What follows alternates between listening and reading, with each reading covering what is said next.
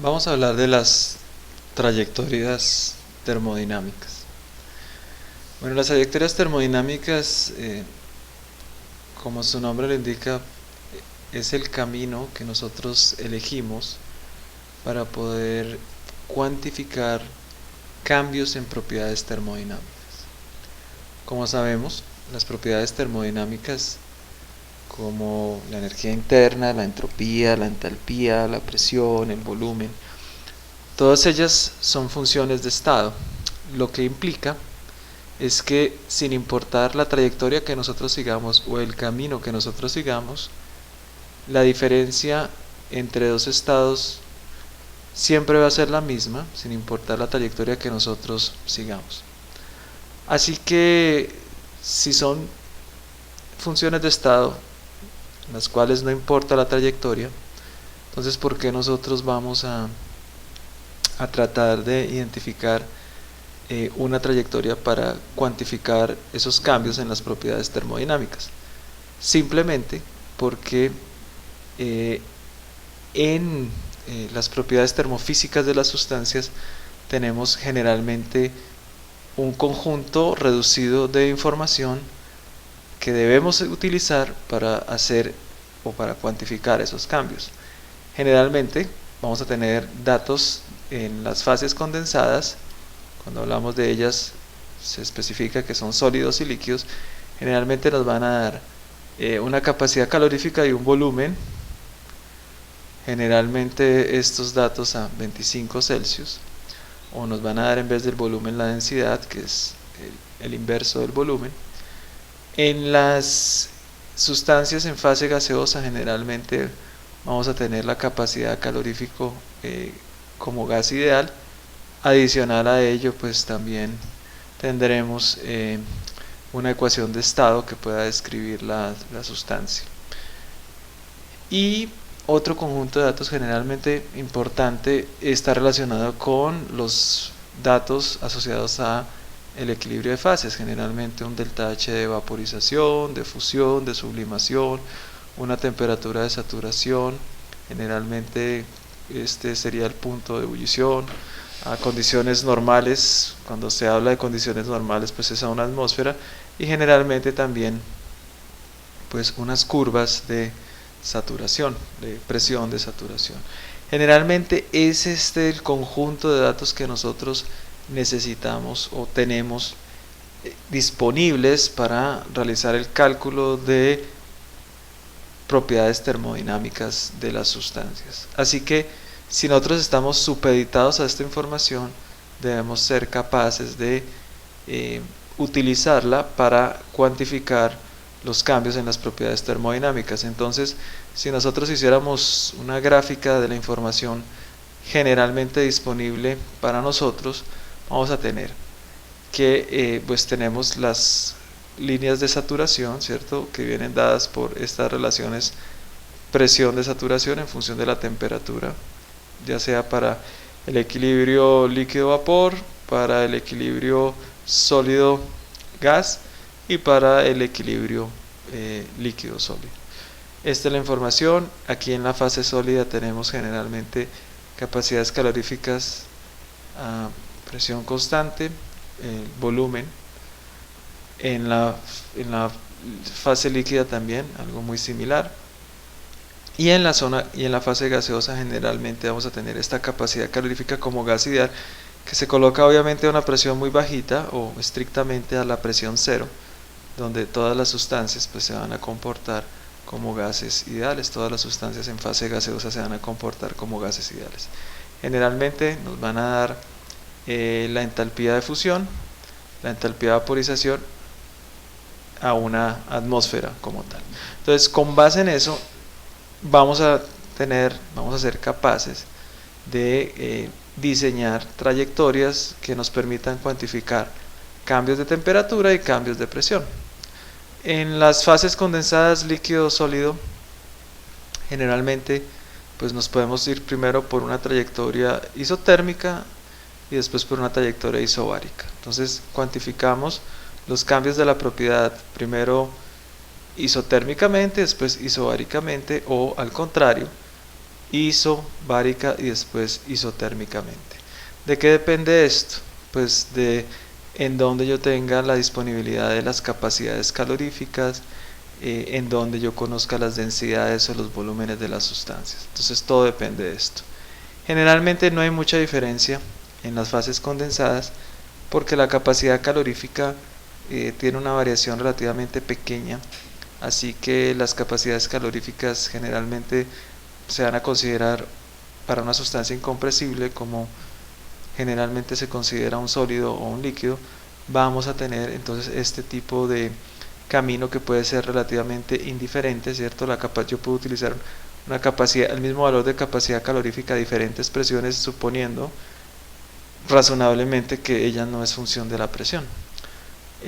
Igual, pues aquí sí, algo que si hago la suposición de que la sustancia se comporta como una sustancia incompresible, pues tampoco tendría mayor efecto donde haga yo el cambio respecto a la presión, porque pues si el volumen es constante, generalmente pues no va a tener mayor efecto donde yo haga ese cambio. Sin embargo, si yo considero digamos ya cambios de volúmenes en las sustancias que sean función de la temperatura, entonces sí depende si yo conozco, por ejemplo, la densidad aquí en este punto verde, ¿cierto?, a esta temperatura, o si conozco la densidad a esta otra temperatura.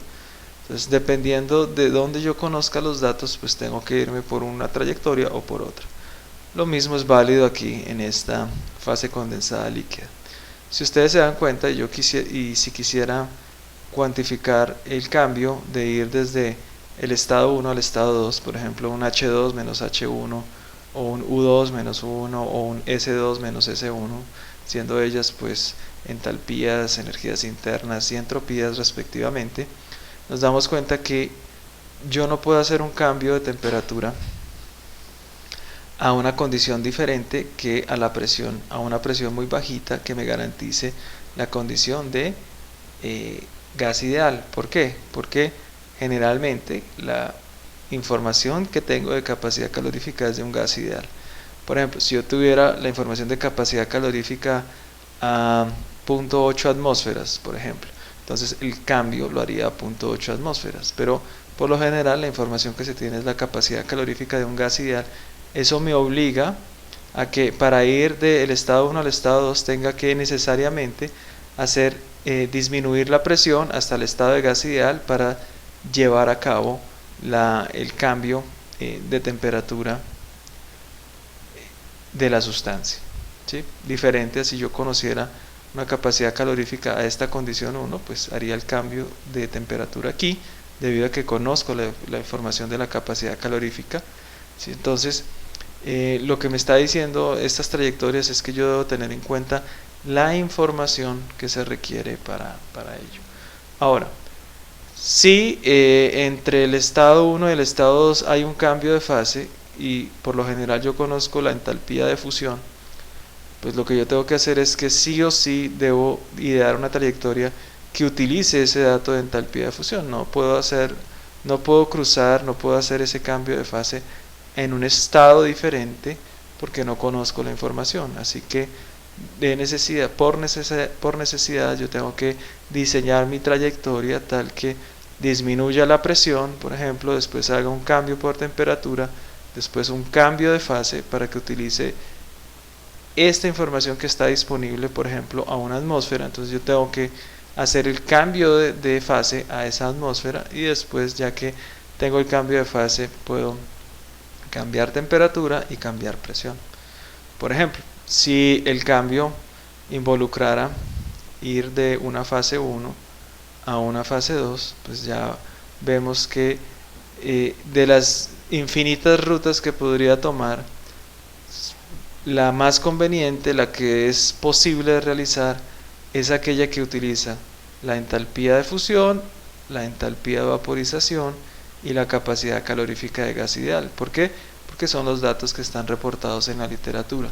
Así que yo tengo que modificar o ajustar mis trayectorias a la información disponible. Entonces lo que haría aquí primero para obtener el cambio de la propiedad 1 a la propiedad 2 es primero cuantificar el cambio en la propiedad por presión, después por temperatura, después cuantificar el cambio de fase, cuantificar el cambio por temperatura en la fase líquida, cuantificar el cambio de fase para llevarlo de líquido a vapor, después disminuir la presión hasta una presión muy baja, pues teóricamente pues 0, donde se comporta como un gas ideal. Hago el cambio por temperatura y utilizo la capacidad calorífica de gas ideal, y aquí nuevamente aumento la presión. Estos cambios isotérmicos por presión, pues voy a requerir una ecuación de estado. En estos cambios de calor sensible voy a requerir una capacidad calorífica. Aquí es información de la propiedad de cambio de fase. Aquí voy a requerir una capacidad calorífica. Luego en este punto voy a requerir una información de cambio de fase. Aquí voy a requerir una ecuación de estado que me permita cuantificar el cambio por presión de forma isotérmica.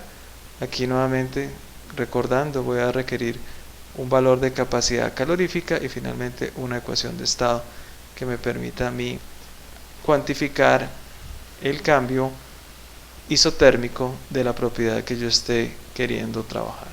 Entonces, dependiendo del tipo de información que yo tenga, voy a diseñar una u otra trayectoria para poder realizarlo. Como generalmente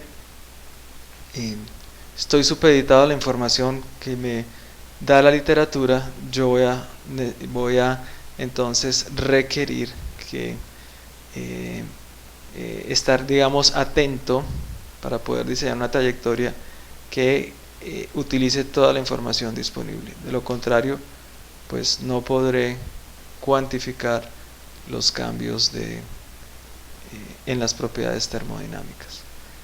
Ya sea que, bueno, sin importar entonces qué trayectoria elija, nuevamente recordando, los cambios entre 1 y 2 van a ser los mismos, solamente que debido a la información que yo tengo, solamente una trayectoria va a ser físicamente posible con los datos que yo tengo.